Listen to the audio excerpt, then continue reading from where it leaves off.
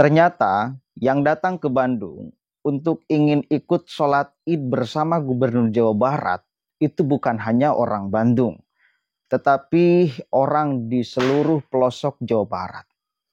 Juga bukan hanya orang Jawa Barat. Ternyata orang Lampung, orang Kalimantan, dan lain sebagainya juga sama ikut sholat Id bersama Gubernur Jawa Barat. Pertanyaan kita, kenapa? Orang bahkan di luar Jawa Barat ingin mendengarkan, ingin melihat secara langsung, ingin bersalaman dengan Gubernur Jawa Barat. Ini fenomena bagi saya. Yang penting sekali untuk kita syukuri, ada apa dengan pemimpin kita. Sebegitu besar magnetnya beliau untuk orang kemudian datang. Jadi bukan isapan jempol. Gubernur kita ini hebat. Hebat bukan berarti kosong. Tetapi ada esensi kepemimpinan yang sangat luar biasa bagus. Sehingga orang di luar Jawa Barat merasakan aroma kebijakan Gubernur Jawa Barat. Ini bayangkan, yang hanya merasakan aroma kebijakannya saja sangat terpesona. Apalagi kita yang mencicipi langsung, merasakan langsung efek dari kebijakan-kebijakan beliau. Ya, coba kita lihat, dengarkan dulu sama-sama pernyataan dari gubernur kita ini. Nah, ini lebaran pertama saya ya di Gasibu. Biasanya kan lebarannya di alun-alun Kian Santang, Purwakarta, atau di halaman rumah saya. Artinya ini adalah lebaran yang pertama dilaksanakan bersama warga kota Bandung. Tetapi saya lihat tadi banyak yang dari Lampung, ada yang dari Kalimantan, ada yang sengaja dari Garut sholat Id di sini, ada yang dari Kerawang sholat Id di sini, ada yang dari Cianjur. Saya lihat hampir seluruh pelosok Jawa Barat banyak warganya yang datang ke sini untuk melaksanakan sholat Id. Saya pikir ini adalah hal yang sangat baik, dan yang paling utama adalah kenaikan pembayaran zakat fitrah, kenaikannya lebih dari 100%. Artinya itu menandakan kesadaran dan kemampuan orang untuk membayar zakat sudah semakin meningkat. Dan kualitas ekonomi kita masih relatif sangat baik. Ini yang harus menjadi catatan penting, karena kalau kualitas ekonominya buruk, orang belum tentu juga bisa bayar zakat fitrah atau bakal bayar zakat yang lainnya. Ini kan menandakan. Kemudian berikutnya juga kegiatan malam takbiran dalam keadaan lancar, tidak ada peristiwa-peristiwa yang menonjol.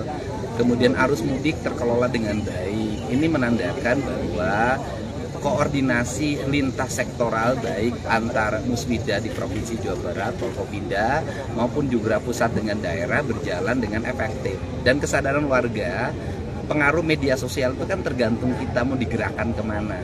Karena hari ini sudah digerakkan ke arah sosial, kesadaran warga terhadap tanggung jawab lingkungan dan sosialnya sangat tinggi. Termasuk juga himbauan saya terhadap perang terhadap premanisme, larangan minta THR, itu melahirkan kekhusuan dalam peristiwa kegiatan 1 Syawal ini. Saya mendapat laporan dari mulai desa, kelurahan, kabupaten kota di seluruh provinsi Jawa Barat. Mereka rata-rata menyampaikan, kami hari ini nggak pusing lagi, nggak banyak orang yang datang ke kantor minta THR, sudah relatif sangat sepi ya. Termasuk barangkali wartawan-wartawan yang orang menyebutnya wartawan bodrek, itu juga semakin menurun menjelang hari Lebaran ini.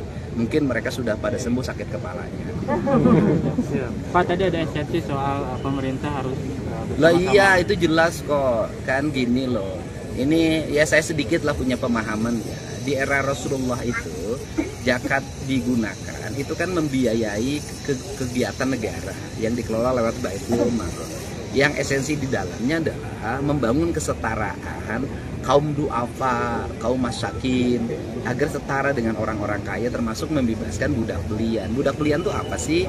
Buruh yang dibayar dengan upah yang sangat rendah. Itu budak belian tuh. Jadi buruh yang dibayar dengan upah yang sangat rendah, tanpa jaminan kesehatan, tanpa jaminan kesejahteraan hari tuanya. Itu budak belian sebenarnya. Ini nggak boleh lagi di Indonesia ada, karena sudah ada undang-undang yang mengatur tentang perburuan hak-hak buruh. Nah, kemudian juga yang berikutnya adalah dari seluruh rangkaian itu akan menimbulkan rasa adil. Nah, di Indonesia ini kan pungutannya banyak banget. Ada retribusi, ada pajak, dan kemudian sebagai umat Islam kita punya kewajiban yang mampu membayar zakat. Kemudian banyak orang melakukan infak sedekah. Nah banyak banget, tapi kenapa sih belum sejahtera? Berarti kan ada pengelolaan keuangan yang belum optimal.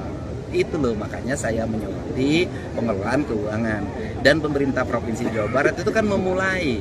Nah, ini ada Pak Ketua, Wakil Ketua DPRD, bagaimana di Pergub pergeseran anggaran ini kita memulai itu membelanjakan, belanja pada hal yang bisa berkontribusi pada investasi sumber daya manusia, investasi infrastruktur, investasi fiskal. Kata-kata orang Sunda itu harus serenenden, artinya pemerintah itu harus pandai-pandai berinvestasi, baik investasi sumber daya manusia, investasi infrastruktur, dan investasi fiskal, sehingga ke depan kita memiliki kesiapan menghadapi badai apapun, termasuk juga badai ekonomi dunia. Saya selalu meyakini sih badai ekonomi dunia itu akan bisa dihadapi oleh orang Indonesia. Kenapa? Beda kita dengan negara lain. Kalau negara lain mereka hanya mengandalkan pada fiskal saja. Negara kita ini masih punya cukup sumber daya air, masih punya cukup sumber daya pertanian, kehutanan, perkebunan, masih cukup. Orang lain nggak punya itu. Sehingga nggak boleh terlalu cemas, tinggal melatih bagaimana masyarakat kita dari konsumtif jadi produktif gitu.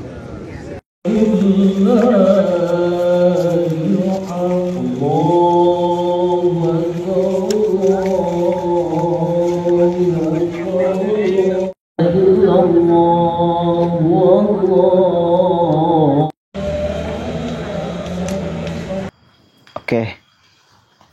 Dan satu lagi Pak Gu. Kenapa pendapatan dari zakat itu orang membayarnya katakan meningkat 100%? Bukan hanya karena orang Jawa Barat mampu-mampu di dalam membayar pajak. Tetapi satu ketinggalan Pak Gu. Orang Jawa Barat kepercayaan kepada pemerintahnya meningkat drastis. Itu yang tidak disebutkan. Mungkin karena kalau beliau yang menyebutkannya kurang enak juga karena beliau sebagai pimpinannya. Saya sebagai masyarakat mengatakan itu. Orang mampu untuk membayar pajak, membayar zakat belum tentu dibayarkan. Ya. Tapi orang bahkan yang ekonominya pas-pasan boleh jadi memaksakan untuk membayar zakat. Kenapa? Karena punya pemimpin yang amanah betul di dalam memegang uang rakyat. Sehingga ingin dong berkontribusi meskipun rakyat kecil di dalam membantu menolong yang di bawahnya. Dikelola uangnya oleh negara dengan baik, oleh pemerintah dengan baik, oleh provinsi dengan baik. Jadi kepercayaan orang Jawa Barat sekarang itu meningkat drastis kepada pemerintah. Sehingga program-program pemerintah apapun aja, saya yakin itu bakal mendapatkan dukungan, respons positif dari masyarakat. Ya, bayar pajak kendaraan bermotor saya yakin juga akan meningkat. Orang kadang-kadang malas untuk membayar sekarang. Kenapa? Kenapa malas? Karena apa sih? Saya bayar pajak, jalan tetap rusak. Juga kita nggak tahu peruntukannya untuk apa bayar pajak kendaraan bermotor. Karena alokasi anggarannya juga kita tidak tahu. Sebelumnya, sekarang telah dijabarkan oleh Gubernur Jawa Barat. Sehingga saya yakin 1000% orang akan berbondong-bondong setiap tahunnya untuk membayar pajak kendaraan bermotor. Kenapa? Karena alokasinya kita sekarang sudah tahu. Jelas untuk kita sebagai pengendara atau pengguna jalan. Jadi ini penting sekali. Kepercayaan masyarakat kepada pemerintah penting sekali untuk kemudian dipupuk terus. Agar apa? Agar pemerintah juga tidak susah di dalam mengurus rakyat. Karena rakyatnya percaya. Tetapi ya catatannya satu. Pemerintahnya mesti amanah di dalam mengelola anggaran dari rakyat. Mengelola uang dari masyarakat. Ketika faktanya seterbuka ini kita punya gubernur, saya yakin orang Jawa Barat akan penuh kepercayaannya kepada pemerintah. Sehingga kewajiban-kewajiban sebagai warga negara, bayar pajak dan lain sebagainya, itu akan dipenuhi. Coba aja kita lihat tahun-tahun ke depan. Masyarakat akan lebih tertib di dalam urusan ini. Karena kepercayaannya meningkat drastis kepada pemerintah. Masyarakat percaya provinsi yang dipimpin oleh Kang Deddy Mulyadi di Jawa Barat sekarang akan mengelola uang rakyat dengan baik, dengan tepat sasaran. Tidak untuk poya-poya kesenangan para pejabatnya. Wallahul muwaffiq ila aqwamit thoriq. Wallahu a'lam bishawab. Assalamualaikum warahmatullahi wabarakatuh.